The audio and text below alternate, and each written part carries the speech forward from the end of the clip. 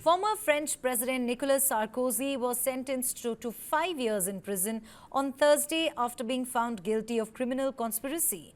The Paris court ruled his close aides made efforts to procure funds for his 2007 presidential bid from Libya during the rule of late dictator Muammar Gaddafi.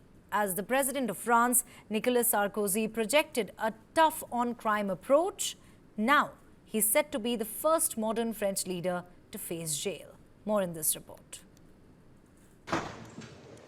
Former French President Nicolas Sarkozy was sentenced to 5 years in prison on Thursday after being found guilty of criminal conspiracy. The Paris court ruled his close aides made efforts to procure funds for his 2007 presidential bid from Libya during the rule of late dictator Muammar Gaddafi.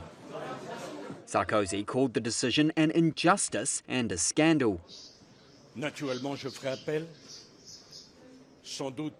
Naturally, I will appeal. I will probably have to appear handcuffed before the Court of Appeal. Those who hate me so much think they are humiliating me. What they have humiliated today is France. It is the image of France.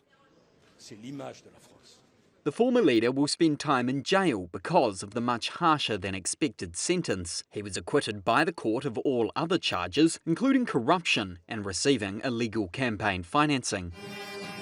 Sarkozy was accused of making a deal with Gaddafi in 2005 when he was France's interior minister to obtain campaign financing in exchange for supporting the then isolated Libyan government. The judge said there was no proof Sarkozy made such a deal, but she said Sarkozy was guilty of criminal conspiracy for having let aides get in touch with Libya to try and obtain campaign financing. The 70-year-old has always denied the charges in a case he said was politically motivated. Sarkozy has faced several legal battles since leaving office. Last year, France's highest court upheld his conviction for corruption and influence peddling, ordering him to wear an electronic tag for a year. Sarkozy remains an influential figure on the French political stage, meeting with current Prime Minister Sébastien Lecornu, as well as lending credibility to the far-right National Rally Party. Vive la République! As the president of France, Nicolas Sarkozy projected a tough on-crime approach. Now he's set to be the first modern French leader to face jail. A court sentenced him to 5 years in prison following his conviction on charges of criminal conspiracy to solicit campaign funds from Libya. Sarkozy reiterated his innocence to reporters after the sentencing. He said, quote, "If they absolutely want me to sleep in jail, I will sleep in jail, but with my head held high." The verdict marks a stunning downfall for the 70-year-old who once earned the nickname President Bling Bling due to his taste for the finer things in life.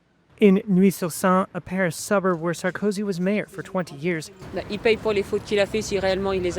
market seller Aurélie Boucher said Sarkozy was paying for his mistakes if he really made them. But they should do that to everyone, to all those who make mistakes like that in the government, because I think there are quite a few who cheat.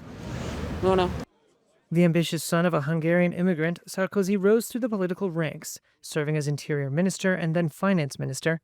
He became president in 2007, pledging to shake things up with pro-business reforms aimed at reinvigorating France's stagnant economy. Those changes, raising the retirement age and loosening the 35-hour work week, led some to dub him the Gallic Thatcher. He faced legal battles almost immediately after leaving office and had already been convicted of corruption, influence peddling, and illegal campaign financing in 2 other cases. Sandra Cossard runs an anti-corruption organization and praised the court's decision. So it's a strong signal for the state of law. It's a strong signal to say it's the end of impunity, even if you are from the higher stage of the Republic.